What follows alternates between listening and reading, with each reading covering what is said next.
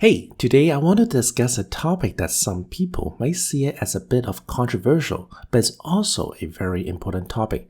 And that is, should you combine your finance with your partner when in a relationship? Study shows that about 25% of couples have children without getting married. And some couples marry fast, but they decide to keep their bank accounts separate.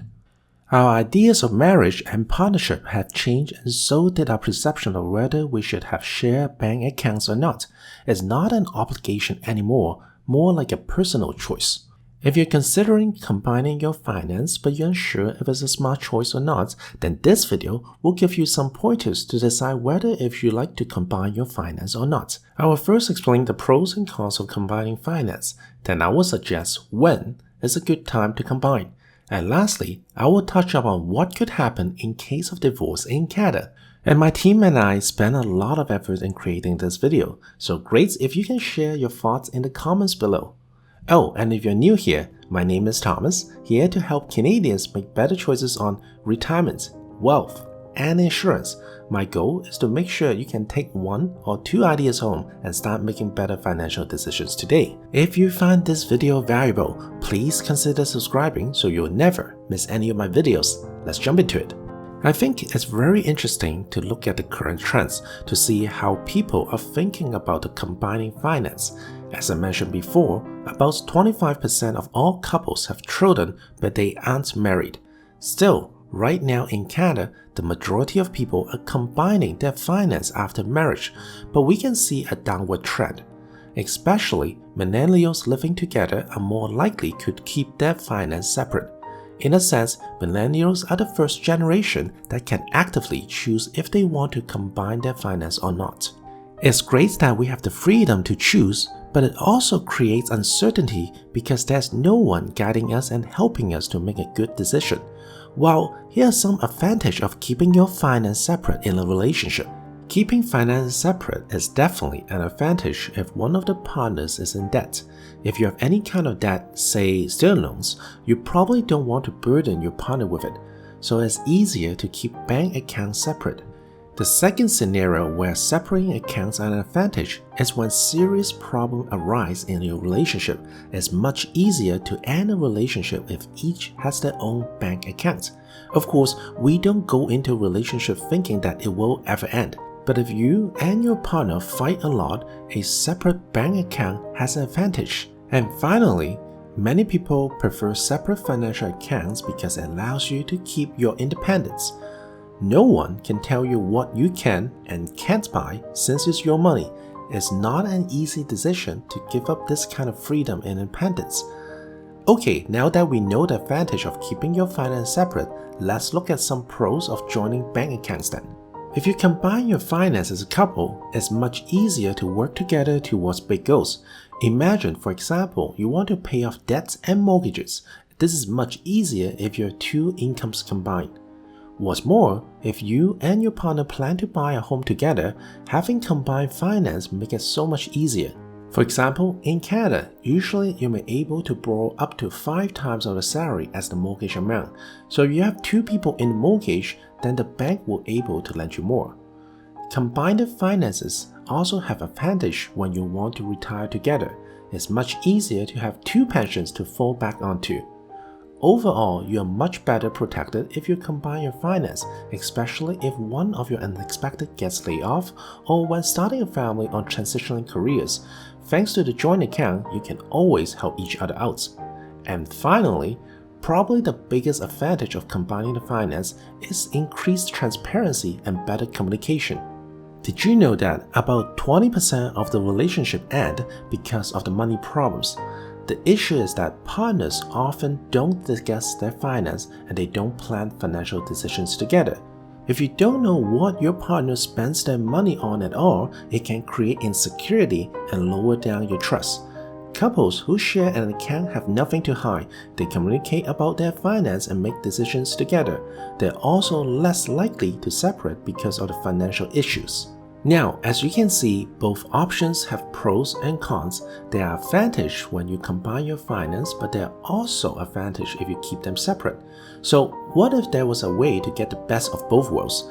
It's possible, and it is an option that many couples feel comfortable with. When you take this hybrid form, it usually goes like this. Both partners contribute a percentage towards a shared savings account. Most couples take the proportional earning approach, meaning that the amount they contributed is proportional to their income. This makes it very fair in case one partner earns less than the other. You can also leverage bill parsing, which means that anytime you pay for something, you neither scan the bills into an app or note it down manually. Keeping track of all expenses creates the need transparency so both partners know where their money went. Now, besides the joint savings account, each partner will also have to account for their fund money. This is great because you keep some independence and don't have to ask for permission when buying something you enjoy. So this hybrid version will help couples to keep in balance in both their mental and financial health. Now that you know the different approaches and the pros and cons, let's also look at the timing, because there might be situations where you had separate accounts before but want to combine after all. As a general rule of thumb, people wait for marriage until they combine their finance. This is because getting married is usually a sign of a serious relationship. So to avoid a complicated breakup, combine finances when you are absolutely sure that you will be spending years and years with the other person. Of course, we can't always predict everything, and unforeseen things can happen. Still, it's generally not a good idea to combine finance after being together for just 2 weeks. What's more, make sure you discuss your finance before you get married and before you create a joint account. Communicating with each other about this topic is so important, but many couples fail to do.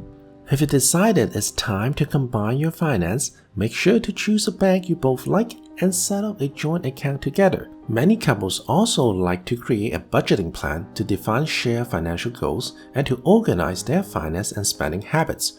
Of course, there are also situations where combining your finance doesn't make sense. For example, probably the biggest reason not to combine your finance is when both partners have very different philosophy about money. It can be that everything in the relationship works out great and money is the only thing that you don't agree on. In that case, you're probably happier with separate bank accounts. But what exactly do I mean with different philosophies about money? It could be that one of you was raised very frugal.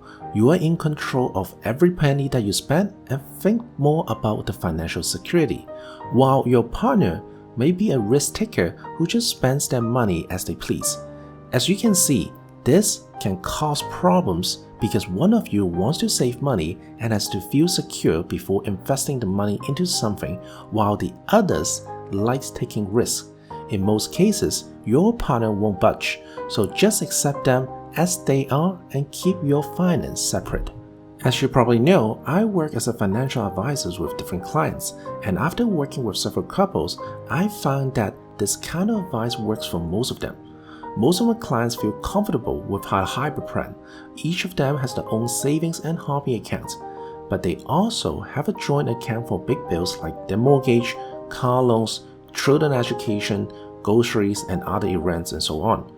And when it comes to a special savings account like RSP, tax-free saving, or life insurance, it's better to stay individual and not to combine them, simply because there's a lot of things to consider when it comes to contributions limit and payouts later. However, one thing that I'm quite certain, please do not buy a place together if your relationship is not set yet. I understand the real estate market is hot and it's easier to get a joint mortgage approved. But what I saw in my past years, when couples break up, they often have to go into the lawsuits because they cannot agree on the property. Which brings me to the next topic. I want to discuss what could potentially await you if your spouse and you go through a divorce. Now, I'm not a lawyer and every situation can be different, so what I'm sharing is for informational purpose only. What could happen if you combine your finance when you are happy and go through a divorce later? First of all, if you have children, it has to be decided at which partner's house they live. If one of you earns more money than the other, the higher earners likely has to pay for the child support. Also, the higher earning partner might need to pay an alimony if alimony has to be paid, and the amount is based on the following things: the length of the marriage, the living standard of the couple during the marriage, physical condition and age of the spouse, and the current financial situation. As you can see, a lot has to be considered during a divorce, and that's more. What if your partner and you have shared assets like a house or a car? The thing is, for any assets that you own together, you have to decide if you want to sell it or keep it. Let's take your house for example. If you agree to sell it, both partners get a share of the money. But if you decide to keep it, you have to decide who will live in it, as both partners have equal rights to live there. Plus, the person who now lives in the home isn't allowed to sell, rent, or refinance the home without the other ones to consent. And I get this question a lot. What if you own a home before you get married? In that case, the other person has no right to stay on the property. Only if both names are on the title, you have to find an arrangement. If it's yours before the marriage, it stays yours. And it's pretty much the same for a shared car or any other shared assets. If you have lots of shared assets but can't come to an agreement, it's usually best to use a lawyer or a mediator to help with the decisions. And if you do need an advice from a lawyer, I've attached a family lawyer's info in the description box below. Disclaimer, this is not an advertisement and I didn't get paid in doing this. He didn't even know that I'll put his name up. I want to do it because I believe in his passion and his philosophy when dealing with family lawsuits. Alright, let's surely recap what we covered in this video. It's your choice whether you want to combine your finance or not, and both doing it or not doing it has its own advantage and disadvantage. Most couples feel comfortable with a hybrid version where part of the money is shared but each has their own fund money as well. There are incidents where combining your finance isn't a good idea, especially when you have different philosophies about money. And while we don't hope that divorce ever becomes an issue in your life, it is worth considering that both partners will have equal rights to share assets, and there are lots of decisions that have to be made during a divorce. I truly hope this video was valuable to you and that you have some more clarities on combined finances now. If you like this video, please give it a thumbs up and please share these videos to your couple's friends. Plus, if you want more financial tips and tricks to get more clarity, consider downloading my Financial Clarity Checklist.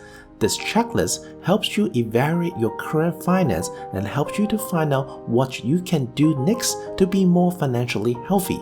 I'm excited to see you inside. Download it now with the link in the description box below. This is Thomas, and I will see you in the next video.